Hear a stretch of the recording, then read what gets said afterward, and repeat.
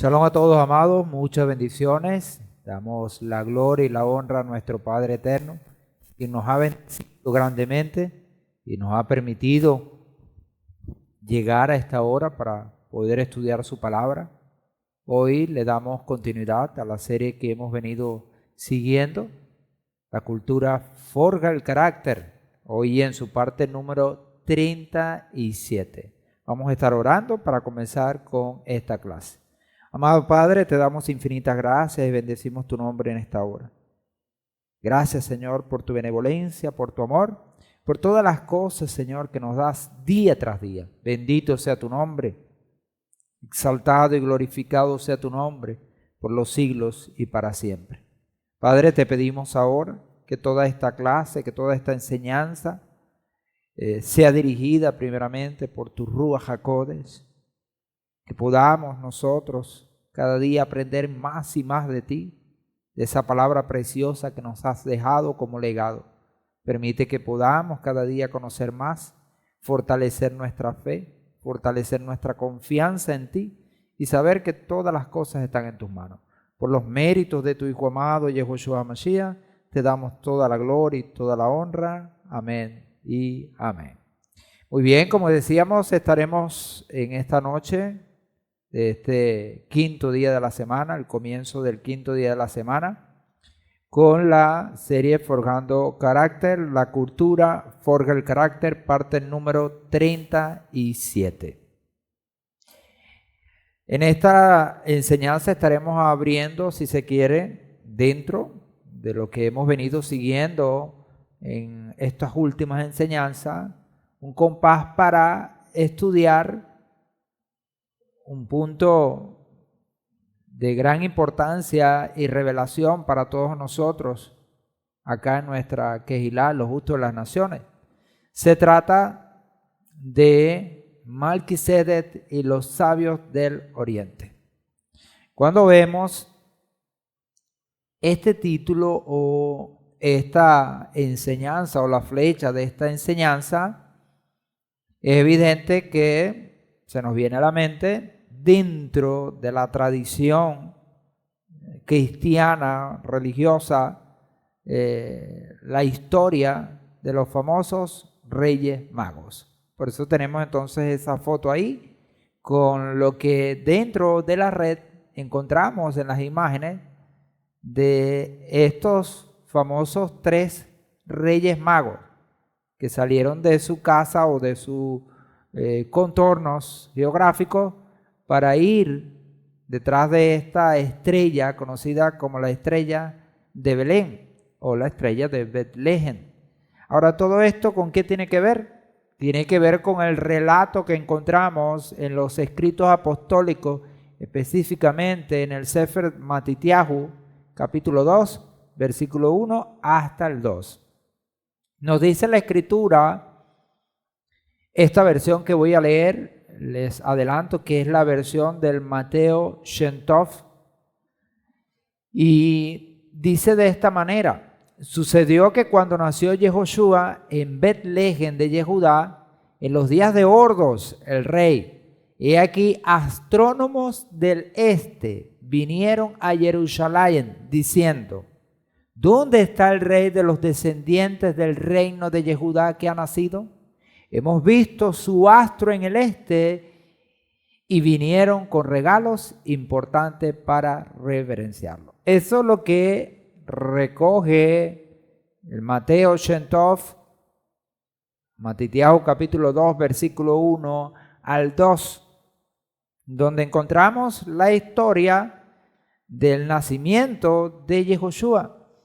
Y dentro de esta historia del nacimiento de Yehoshua encontramos esta Agadá, este relato, esta narración que por supuesto no nos deja indiferentes porque se presenta como una narración controversial. Ahora, sobre este relato se trazó un sinnúmero de teorías y tradiciones que hasta hoy dentro de la tradición cristiana se han tejido.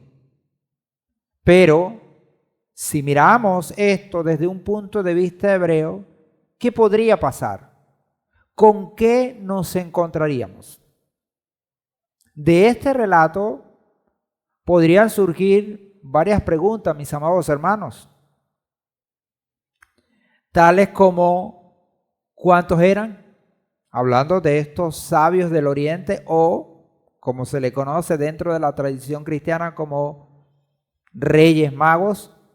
¿De verdad eran reyes magos? ¿Hacían honor a ese título que la tradición cristiana les pone? ¿Cómo se llamaban? Se llamaban realmente como la tradición cristiana así lo ha hecho ver cada año celebrando el Día de los Reyes Magos. ¿Ve? ¿Cuándo visitaron al Mesías? ¿Será que fue el mismo día de nacimiento que llegaron con esos regalos? ¿Les pidió a Adonai que siguieran la estrella de Belén? Como estas preguntas pudieran surgir otras dentro de este relato, por supuesto, pero a nosotros nos va a interesar más bien otras preguntas que tienen que ver con el Mesías Yehoshua. Sin embargo, quisiera leerle esto que encontré según Herodoto, historiador griego del siglo V, cristiano por supuesto, antes de nuestra era. Los Magoi pertenecían a una casta de los medos, ¿ok? Es decir, persas, especializada en astronomía e interpretación de sueños. Repito, según Herodoto, historiador griego del siglo V antes de nuestra era, es decir, los griegos, los Magoi pertenecían a una casta de los medos, es decir, persas, especializada en astronomía e interpretación de sueños. Es lo que dice Herodoto, un historiador griego, no cristiano, ¿ok? Aclaramos eso, sino antes de nuestra era, por supuesto, antes del Mesías. Este historiador habla de esta palabra que es la que aparece en la versión griega de Mateo o de Matitiahu, cuando ahí se relata la visita de estos magos, según el relato o la traducción que se hace de esta expresión magoi. Estos eran unos expertos en astronomía e interpretación de sueños según Herodoto. Ahora, ¿qué nos importa o qué es lo importante de este relato judío de tipo Agadá sobre acontecimientos reales? ¿Qué es lo que nos importa? ¿Qué es lo que nos trasciende a nosotros y que nos puede dejar una marca muy importante? Conectar este relato del nacimiento de Yehoshua con su misión más sublime, como agente del Padre Celestial, es decir, sacerdote según el orden de Malquisedec, que es lo que encontramos en la Escritura, ¿verdad? Cuando vemos, por ejemplo, en Tejilín, capítulo 110, versículo 4. Juró Adonai y no se retractará. Tú eres Cohen para siempre, según el orden de Malquisedec. Ahora, todo este relato que encontramos en Matitiahu capítulo 2, queremos conectarlo con esto. Pero ¿cómo conectarlo? Nos vamos a dar cuenta en todo lo que va a ser el desarrollo de esta enseñanza en esta noche, si el tiempo nos ayuda.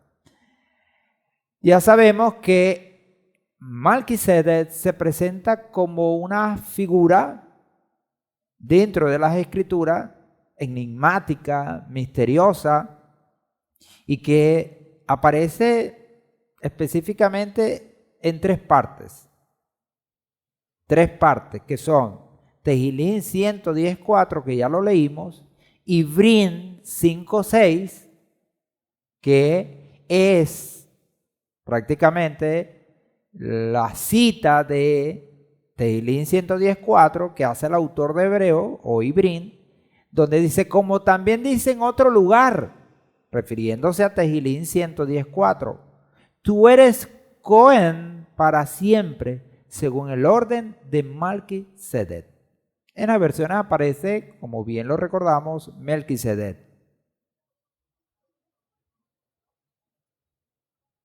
Melquisedec.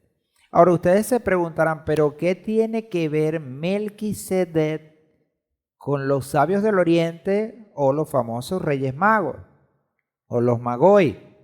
¿Qué tiene que ver?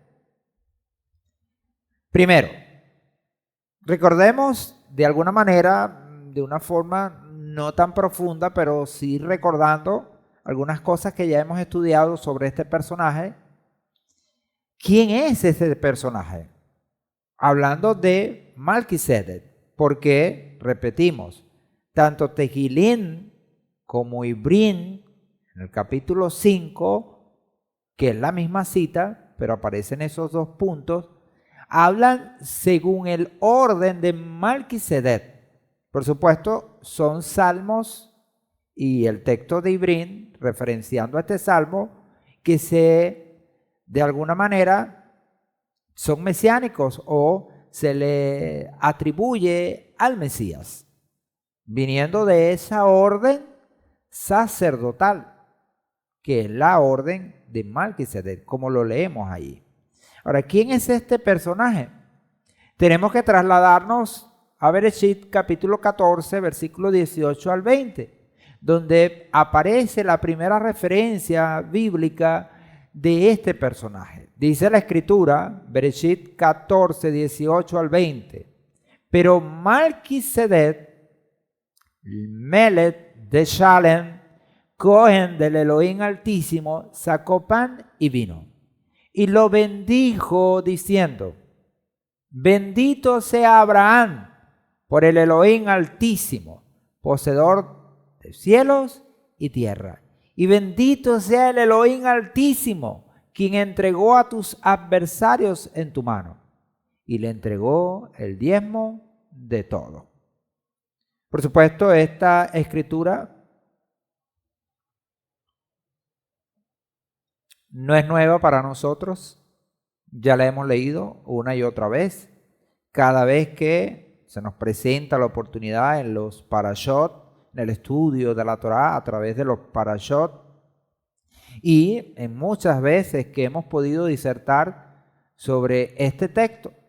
Sin embargo, vemos que esta figura se presenta para el mundo religioso como una figura bastante, pero bastante enigmática, misteriosa. ¿Por qué? Porque apareció una vez y no apareció más. Y no solo eso, las referencias que encontramos en el Sefer Ibrín, lejos de aclarar, complican un poco más el asunto, vamos a decirlo de esa manera. Ahora, cuando vemos a este Malquisedec en el cristianismo, ¿qué dice el cristianismo? El cristianismo dice que es una teofanía. Entendiendo por esa palabra teofanía, que viene del griego como una aparición celestial, o como dicen dentro de la religión, una aparición divina. Una representación de Adonai. Eso dice el cristianismo con esta figura de Malquisedec. O que es el mismo Mesías. Por supuesto, algunos dicen una cosa, otros dicen otra cosa, pero van en función por lo menos a esas dos vertientes. ¿Ok? Que es el mismo Mesías que se le presentó a Abraham y bueno, se dio este encuentro súper especial. Ahora, ¿qué dice el judaísmo? Mientras que el judaísmo dice que era Shem, el hijo de Noaj. Shem, aquel famoso, ¿verdad? De donde desciende el pueblo Israel. Ya sabemos que Abraham es descendiente de Shem. Y ahí tenemos la genealogía que está en Bereshit, que así lo confirma. Ahora, la tradición hebrea, el judaísmo, tiene otros documentos donde se menciona el por qué considerar que Shem es Malquisedec. Ahora, ¿por dónde van los tiros cuando decimos que en el judaísmo se considera que era Shem? ¿Por qué? Porque dentro del judaísmo se tiene en cuenta que esta expresión Malquisedec no es un nombre, es un título. Es un título. Cuando se habla y dice Malquisedec, se está hablando de un título. Un título. Por ejemplo, encontramos algo similar con el caso de Yitro. Yitro no es un nombre, sino que es un título. Y ese título, ya lo hemos estudiado, traduce como su excelencia. Cuando la gente le decía Yitro o Yitro, como aparece en algunos otros lados, o Jetro, como es la versión castellana, ¿ok? Le estaban diciendo era su excelencia.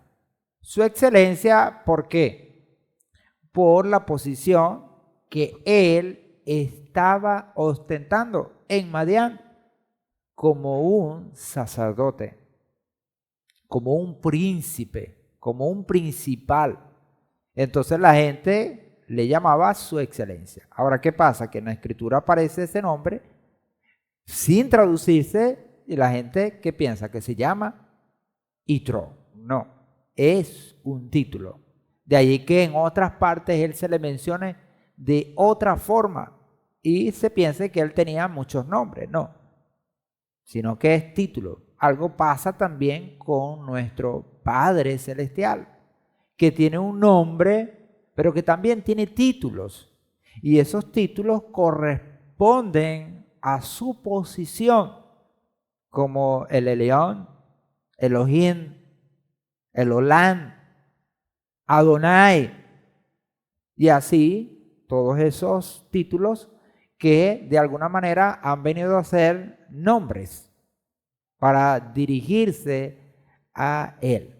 Entonces, cuando encontramos esta expresión Malquisedec, nos damos cuenta que no es un nombre. Por eso, dentro del judaísmo se habla que cuando en los tiempos de Abraham se manifiesta este Malquisedec, están hablando del título.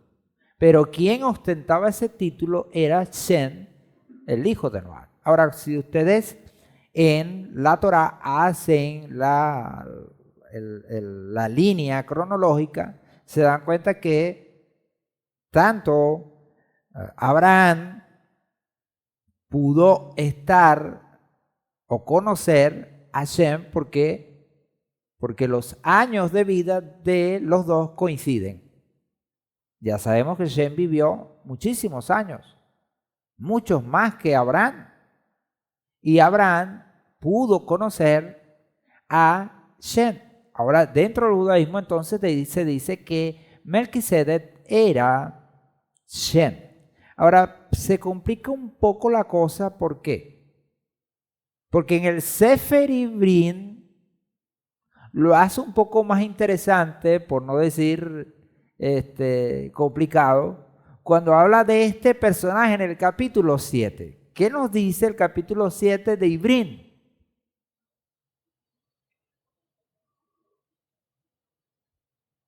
El capítulo 7 de Ibrim, en el versículo 1 al 3, dice: porque Malquisedec,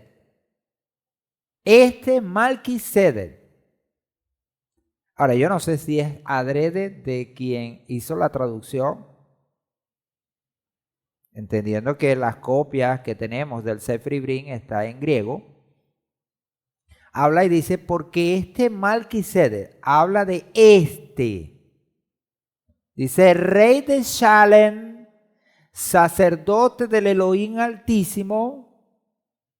Por eso esa interpretación de teofanía es como que un poco complicada cuando es el sacerdote del Elohim Altísimo. No es el Elohim Altísimo.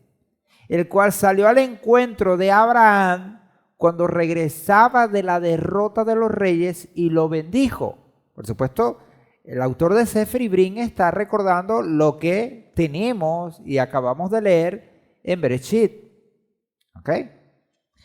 Y dice, al cual Abraham dio el diezmo de todas las cosas que había pues recaudado en aquella famosa guerra que se había hecho. La primera, según algunos estudiosos, guerra mundial. Y dice, primero se interpreta rey de justicia y luego rey de Shalem, es decir, rey de paz. Sin padre, sin madre, sin genealogía, que no tiene principio de días ni fin de vida, sino hecho semejante al Hijo de Elohim, permanece sacerdote para siempre. Ahora, el leer esto complica un poco las cosas. ¿Por qué?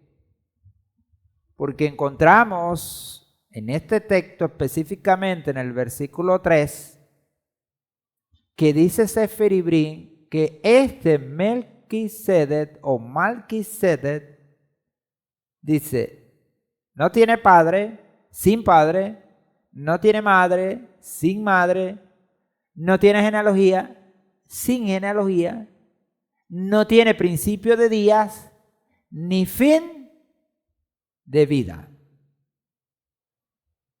Ahora eso complica, pues, ¿quién es este? ¿Quién es este que tiene estas características que rompen el molde, que se salen de nuestra lógica humana? Para empezar, dentro del mismo texto encontramos que el autor de Sefer Ibrim dice, primero se interpreta. Cuando el autor de Ibrim dice estas cosas, las dice ¿bajo qué? Bajo una interpretación. Está interpretando la figura de Malquisedec. Y dice, primero se interpreta rey de justicia. Ahora, ¿por qué él dice que Malquisedec es rey de justicia? ¿Por qué? Por supuesto, es evidente que él habla de rey de justicia porque rey de justicia es una de las posibles traducciones de esa expresión o título Malquisedec. En hebreo, esa expresión Malquisedec pudiera traducir como mi rey justo o rey de justicia. Ahora, apegándonos al autor de Sefer Ibrim, vemos que en ese tiempo la interpretación o la traducción de esta palabra hebrea Malquisedec es rey de justicia. Entonces, cuando Abraham venía de la derrota de los reyes que habían luchado contra él, de Kedorlaomer y los que estaban con Kedorlaomer, ¿verdad? Viene y le sale el rey de justicia. Porque esa es para nosotros en castellano, la traducción de Malquisedec. Pero que no solo es rey de justicia, sino que también es rey de Shalem. Rey de Shalem. Tanto en el texto de Bereshit, Génesis, como acá, de buenas a primeras, esta expresión shalem no se traduce, se deja sin traducir. Algunos hablan y dicen que posiblemente se esté refiriendo a un lugar geográfico, que Shalem es un lugar geográfico y se le equipara dentro de la tradición cristiana y de la tradición judía, que es Jerusalén, por la cercanía fonética que tienen uno y otro. Shalem, Jerusalén. ¿Ok?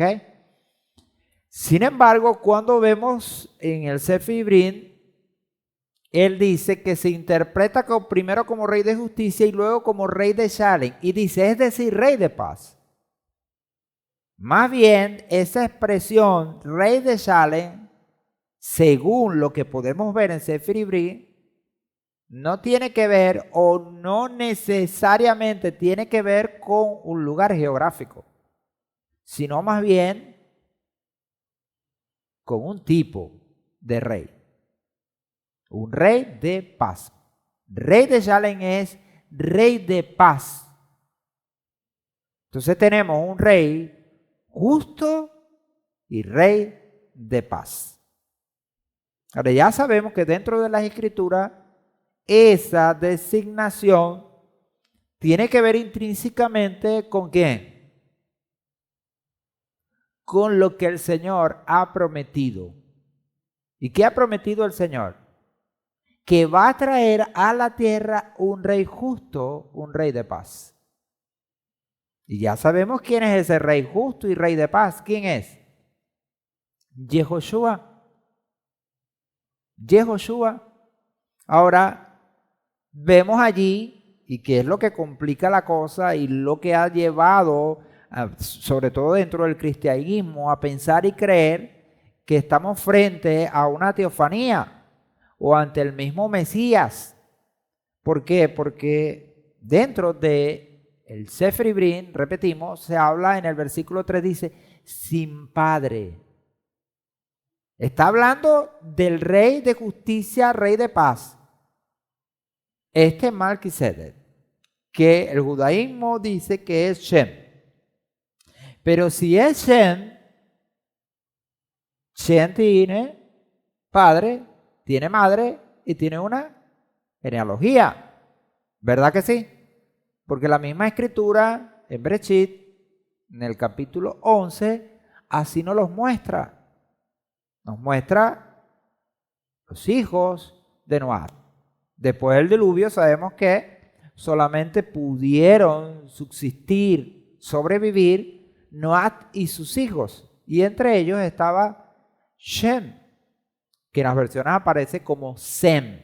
De allí, de Sem, vienen los pueblos semitas. Ahora, ¿qué dice Sefer Ibrim? Repetimos, sin padre, sin madre, sin genealogía, que no tiene principio de días ni fin de vida. Ahora, estas calificaciones, ¿a quién le encajan? Es la pregunta. ¿A quién le encajan?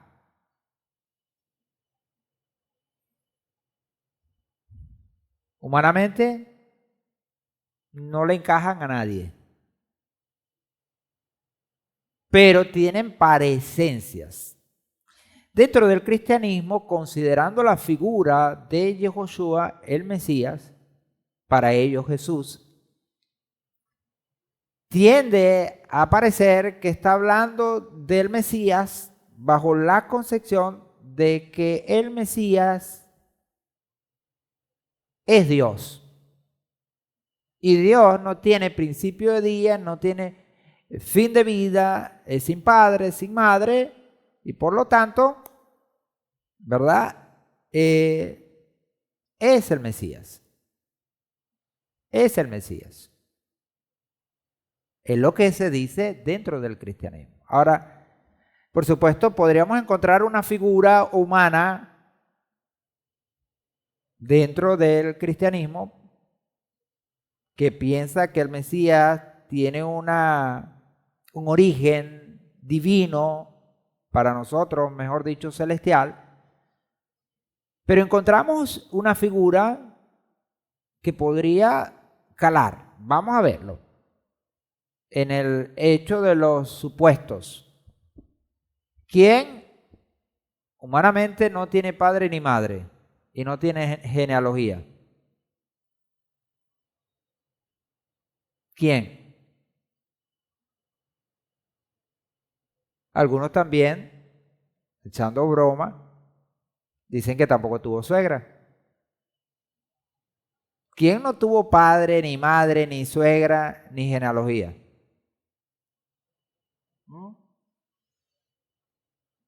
¿Quién creen ustedes? A ver, hago la pregunta. Los que están allá en la red, los que están conectados. ¿Quién? ¿Quién? ¿Respondieron? ¿Hubo respuesta? ¿Alguno respondió? Sí, quizás el que están pensando es el que yo pienso. Adán. Adán no tuvo papá. Hablando terrenalmente. No tuvo papá. No tuvo mamá. No tuvo suegra. Ni tampoco genealogía. Porque al no tener papá y mamá. Pero la cosa se quiebra ¿cuándo? Cuando vamos al siguiente párrafo de esta oración o de este versículo que nos dice que no tiene principio de días ni fin de vida. Ahí la cosa con Adán, ¿qué pasa? Se echa a perder, ¿ve? Se quiebra. Porque dice, vete, pero es que Adán tiene principio de día y tiene fin de vida, porque Adán murió. Porque el mismo relato de Bereshit lo dice. ¿Cuántos años tenía Adán cuando murió? Bueno, yo les voy a decir una cosa. A mí no me gusta averiguar la vida a nadie. Pero como estas cosas son importantes, tenemos que saberlas, mis amados hermanos. ¿Cuántos años tenía Adán cuando murió? 930. Por aquí en los que están en nuestro local dicen 930. ¿Qué dicen los allá? Sin buscar en Google, por favor. ¿Será cierto? Así es, 930 años. ¿Y qué dice el relato? Vivió 930 años y murió. Murió. Murió como todo hombre que ha pisado este mundo, que ha nacido o que ha sido creado, porque en el caso de Adán no nació como nacemos todos, pero igualito también murió. Se complica entonces en el relato de Sefer Ibrim esto de que no tiene principio de días ni fin de vida. Ahora, pero si nosotros nos vamos más bien a hablar de una persona, sino que hablamos es de una posición, la cosa no cambia. Vean ustedes el relato y no se enfoquen en una persona. Enfóquense, amados hermanos, en una posición. Posición. ¿Cuál es la posición? De autoridad, por supuesto. Rey de justicia y rey de paz. Rey de justicia y rey de paz. Ahora, es evidente que esta figura por lo menos está una vez en el relato bíblico. Ahora, pero el hecho de que aparezca una vez en el relato bíblico no quiere decir que no haya existido en otras generaciones. Porque cuando nosotros, por ejemplo, leemos el Salmo 110 o el Salmo capítulo 2 o el Salmo 89, esos salmos tienen que ver literalmente o primeramente ¿con quién? ¿Con quién tienen que ver? Con Melech David. Melech David. Ahora, Melech David, ya nosotros lo estudiamos. ¿Cómo fue considerado? Al ser el rey de Israel y sentarse en el trono, el Señor le consideró como su hijo. Ahora miren el texto de Ibrín al final. De esta figura que estamos estudiando, dice, sino hecho semejante al Hijo de Elohim. Ahora nosotros presumimos, por supuesto, según el Sefer Ibrín y el contexto que el Sefer Ibrín está trayendo, que se está refiriendo cuando dice semejante al Hijo de Elohim, ¿a quién?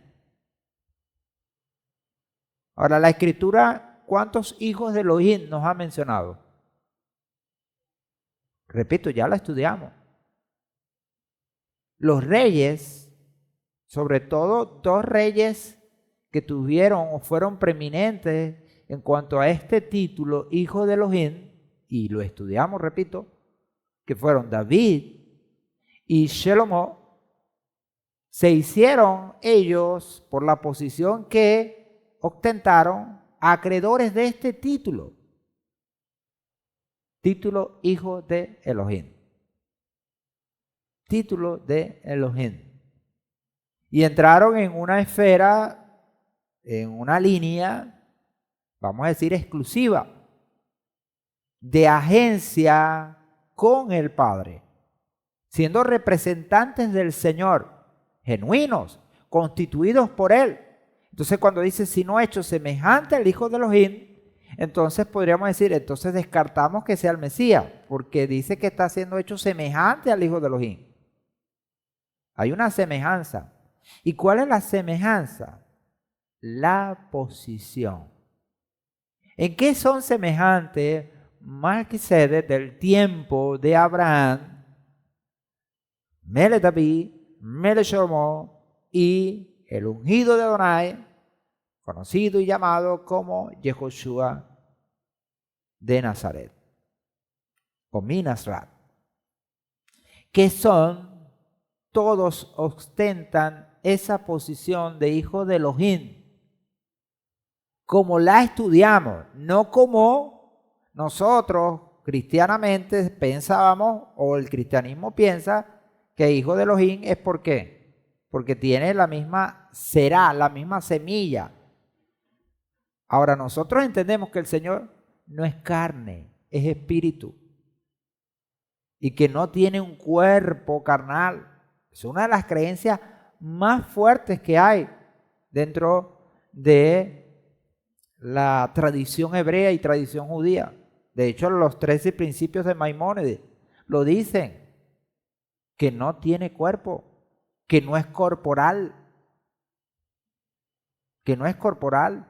Entonces, cuando se habla de esto, se está hablando más bien es de una relación de agencia. Padre e hijo es porque es mi representante. Entonces, vemos acá que al final dice, permanece sacerdote para siempre. De alguna manera, este Melquisedec está en una permanencia constante. Constante. Ahora ya sabemos nosotros que en el caso de Shem también murió. También murió. Ahora, ¿qué podría pasar? Que presumiblemente esta expresión Melquisedec no sea una persona, sino más bien un título, una posición, una orden. Volvemos, por ejemplo, atrás y leemos el Tehilín 110:4, dice, juró Adonai, no se retractará, tú eres Cohen para siempre según el orden de Melquisedec. Según el orden. Entonces nos estamos dando cuenta que Melquisedec es un orden que tiene como, vamos a decirlo, como fin, como propósito, llegar al último Melquisedec. Ahora, ¿quién es ese último Melquisedec? Vamos a verlo. Entonces, vemos lo que dice Sefer Ibrín, que por supuesto es complicado de poder ver claramente. Nos ayuda mucho que el Sefer Ibrín diga se interpreta, es una interpretación, ¿ok? de esto que estamos hablando. Ahora, surge la pregunta. Quizás pudiéramos abundar un poquito más en este tema de Melquisedec y quién es Melquisedec, o si es que es un título y ya algunos lo han ostentado, como en el caso de Shem, o como presumiblemente pudiera ser también el caso de Mele David, Mele Shlomo, ¿ok? ¿Y por qué no? Una tradición de este título pasando de los agentes celestiales, como podemos tener en la Escritura. Por ejemplo, cuando muere Shem, ¿quién queda como el representante de Elohim? Si no es Abraham. Cuando muere Abraham, ¿quién queda como representante de Elohim? Del pacto. Isaac. ¿Y quién queda representante de Elohim cuando Isaac muere? Israel. Entonces, de alguna manera, Israel también pudiera verse como Melquisedec. Ahora, ¿qué dijo el Señor de Israel? ¿No dijo, mi hijo eres tú? ¿Tú eres quién? ¿Mi primogénito? ¿Mi hijo? Así le dijo el Señor a Israel. Y de Israel encontramos ¿a quién? A Mele David, Mele Shelomot. Y posteriormente encontramos este punto que ahora vamos a ver. Ahora surge la pregunta, mis amados hermanos, ¿qué tiene que ver Melquisedec con los sabios del oriente y la manifestación de la estrella de Betlehem? Vamos a verlo. Sobre esta cuestión de la estrella y todo lo que tiene que ver con los Reyes Magos, se han dado muchas hipótesis, desde lo folclórico, cultural, hasta lo científico. Por supuesto, cuando hablamos de lo folclórico, vemos todo el invento que se ha cernido dentro del mundo católico sobre estos personajes, dando hasta nombres, números que la Escritura no da. Ni siquiera en los documentos que tenemos con respecto a los tiempos del Mesías y los tiempos de los apóstoles, siendo estos ya muy tardíos, posteriores, los que pudieron aparecer cuando empezaron a decir que se llamaban Melchor, Gaspar y... ¿Cómo era que se llamaba el otro? Baltasar. Bueno, por ahí también hasta le sacaron hasta meme a los Reyes Magos. ¿Ok? No les vamos a faltar el respeto aquí. Queremos ser serios. Bueno, hasta nombres, procedencias, colores, todo eso dentro de la tradición católica. Entonces esto, por supuesto, ha generado gran debate porque algunos están de acuerdo con eso, otros no. Otros se han ido a la parte científica y a través de la parte científica han tratado de explicar, por ejemplo, este fenómeno que tiene que ver con la estrella de Betlehem. Y quisiera irme allí, ¿verdad? Con respecto a la estrella de Belén. ¿Qué se dice dentro, por ejemplo, dentro del ámbito científico o académico, que fue esta estrella de Belén, que es la que va a guiar a estos magoi, a estos reyes magos, entre comillas, pero que a nosotros más bien nos parece, como dice Shentot, sabios, estudiosos, astrónomos, que a través de las estrellas, a través de las luminarias, que son, como dice Bereshit, sirven para señales en el cielo, estudiándolas, recibieron revelación celestial, como dice Matitiajo. Ahora, primero, ¿qué se piensa? O algunos han dicho que la estrella de Belén era el cometa Halley. Este cometa Halley fue muy popular en los años 80, si mal no recuerdo, y los años 90, al principio de los años 90, porque recuerdo que cuando estábamos en la escuela, en el liceo, cuando alguien dejaba de ir a la escuela y luego volvía, ¿qué decían? Volvió el cometa Halley. Porque el cometa Halley aparece cada ¿cuánto tiempo? Cada 30 años, cada 40 años, cada 50 años, cada 60 años. Pasa hoy y no lo vamos a ver más dentro de un montón de años. Entonces había ese juego, porque cuando alguien dejaba de ir a la escuela, por eso el cometa de alguna manera se volvió popular. Algunos dicen que la estrella de Belén pudo haber sido el cometa Halley. Otros lo niegan rotundamente. Segundo, dicen algunos que fue la luna eclipsando a Júpiter como posible estrella de Betlehem. Tercero, que no fue el cometa Halley, ni la luna eclipsando a Júpiter, sino que fue una nova o supernova. Cuarto, las famosas estrellas de Orión, las 3 estrellas, que tienen un nombre y dentro de la tradición cristiana para algunos son los tres reyes magos. Estas 3 estrellas aparecen en el cielo y se les denomina como los 3 reyes magos. Las estrellas que están en esta constelación de Orión.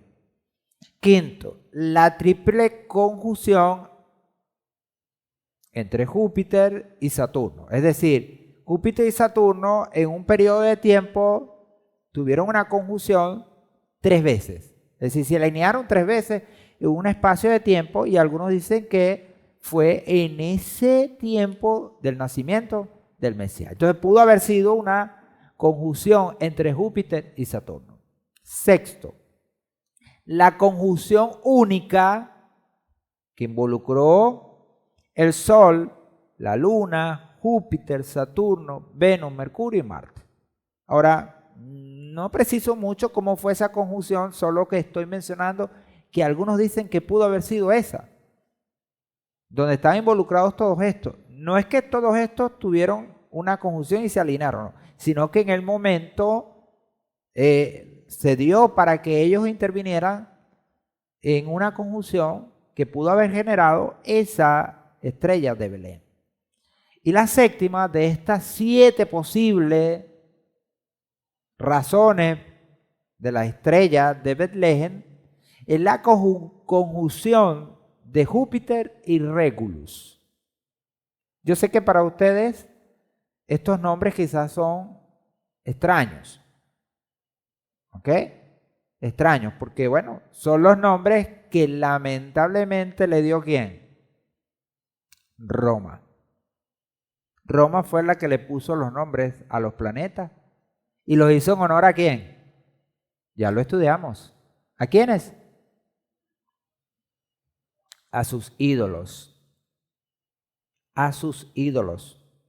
Entonces, el planeta se llama Júpiter, ¿por qué? Porque es un ídolo para los romanos, equivalente a un ídolo griego.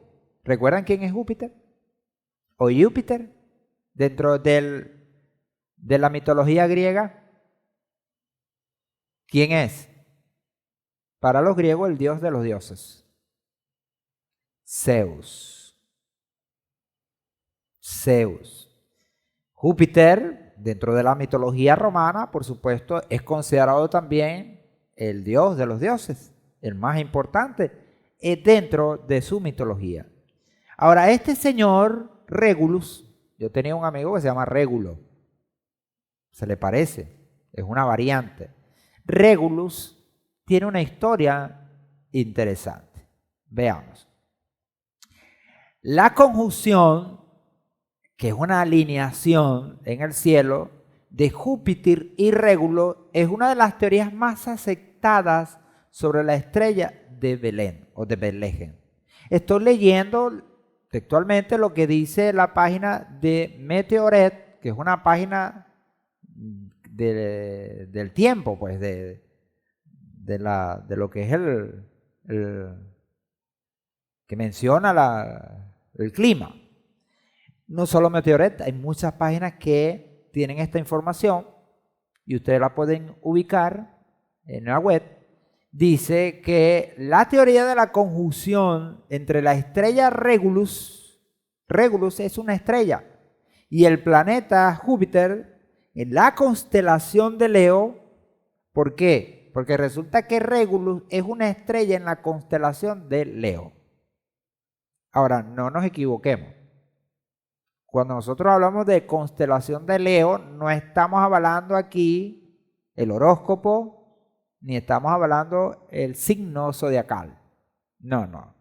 Eso lo hicieron fueron quienes, los griegos y los romanos. Nosotros no.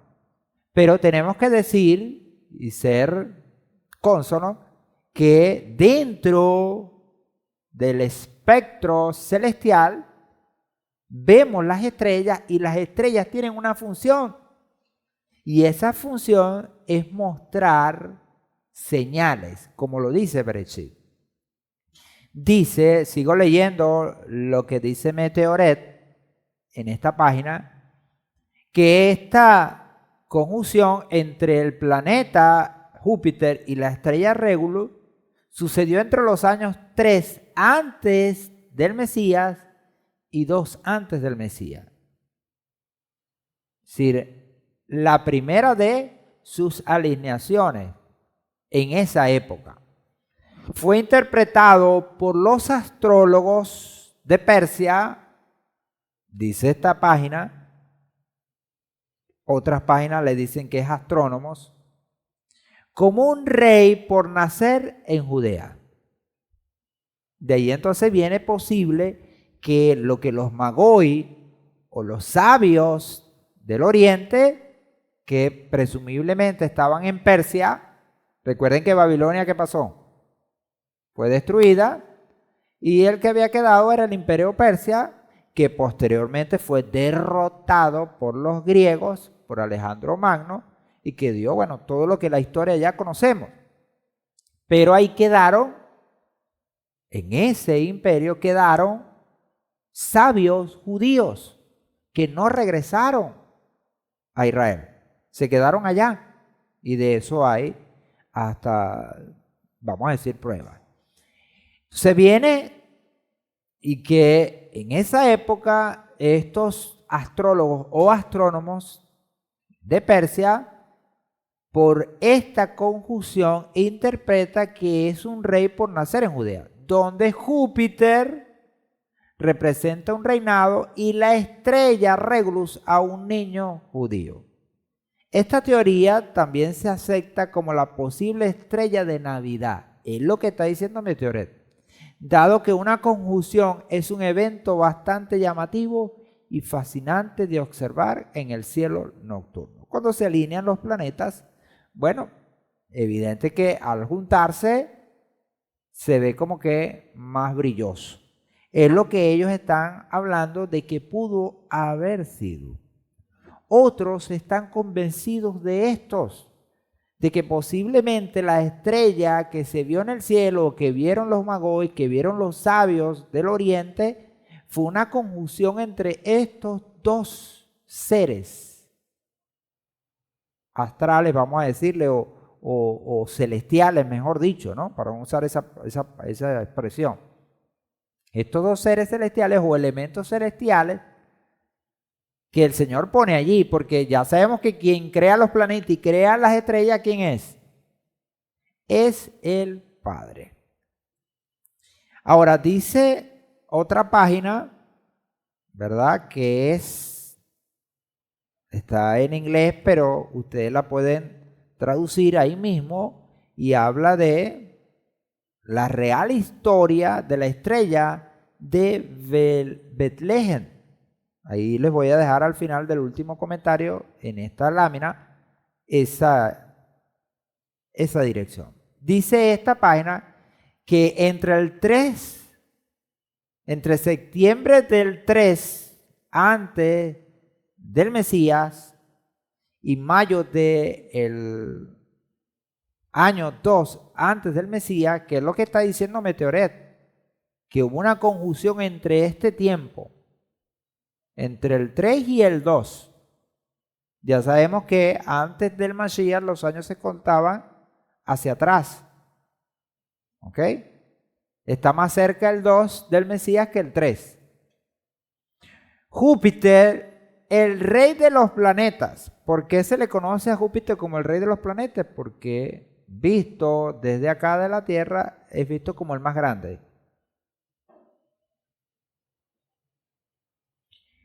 Visto desde Babilonia, realizó 3 conjunciones con Régulo o Regulus, la estrella que los romanos llamaban Rex y los persas Charú. Tanto Rex como Charú traducen como rey. Por eso se le conoce a Júpiter como el rey de los planetas. El Charú, el Rex. Júpiter se acercó a Régulo, Régulo es que es el conocido como el rey. Júpiter, el rey de los planetas, y Régulo, la estrella rey. Júpiter se acerca a Régulo y se unió en el cielo nocturno, creando una luz muy brillante.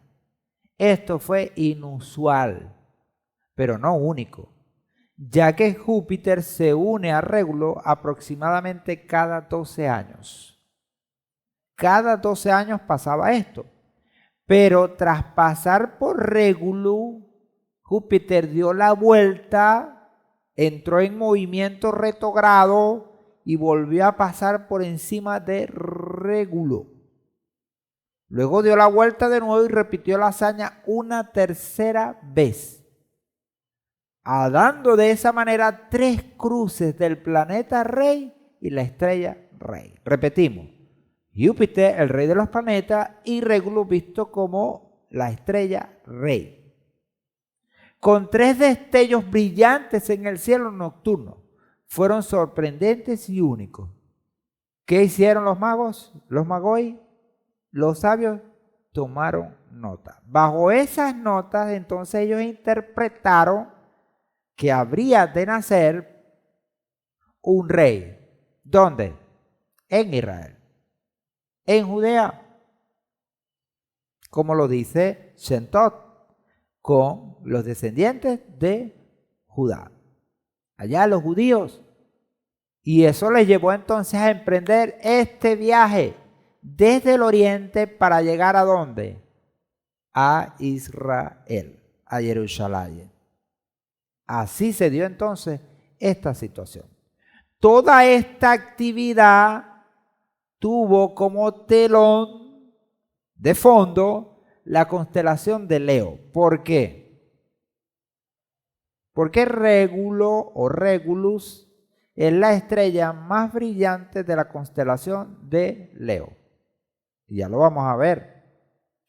El león, la constelación en la que se asienta Régulo, dado que Jacob, dice el comentario de The Bible History Guide o Guide.com en su artículo The Real Star of Bethlehem.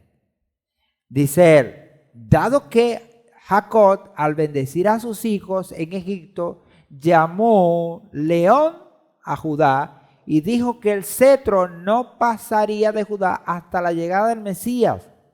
Esta actividad celestial parecía conectar la realeza, es decir, el planeta rey y la estrella rey, con Judá.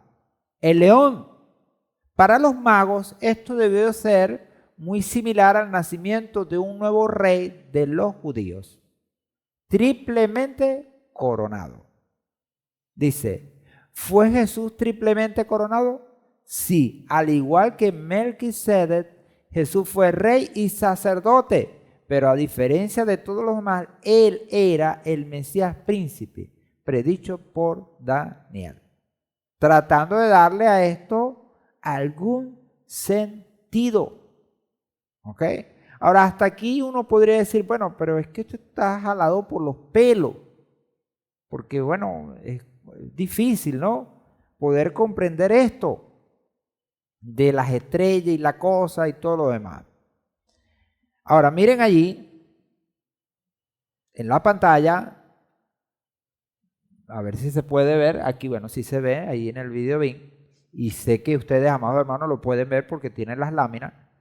Ahí, en una visión celestial, no mística, sino una visión celestial literal que podemos ver con nuestros ojos porque con algunos instrumentos se pueden ver y en algunos momentos cuando las noches están despejadas se pueden ver.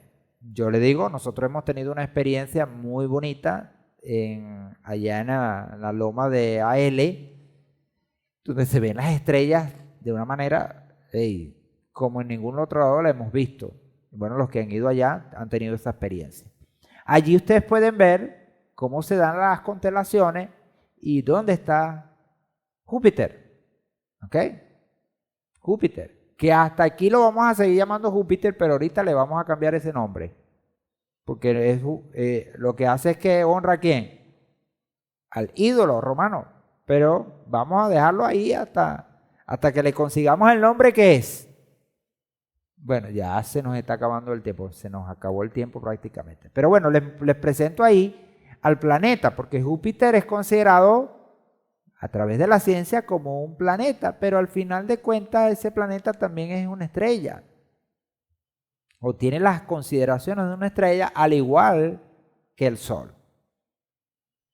Ahí tienen a el famoso Regulus, que también le vamos a dar, no es que le vamos a cambiar el nombre, corrijo, es que le vamos a rescatar su nombre verdadero, como hicimos con el Mesías y como hemos hecho con otras figuras dentro del contexto bíblico.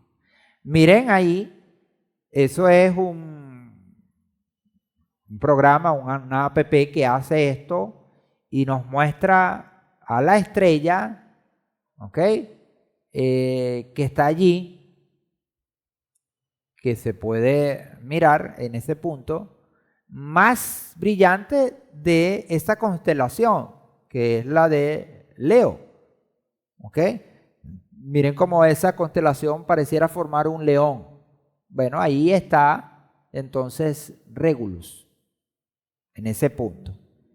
La conjunción se da en esta constelación porque Júpiter vino y se alineó con Regulus en ese momento, y es lo que los Magoi, los Reyes Magos, estaban viendo.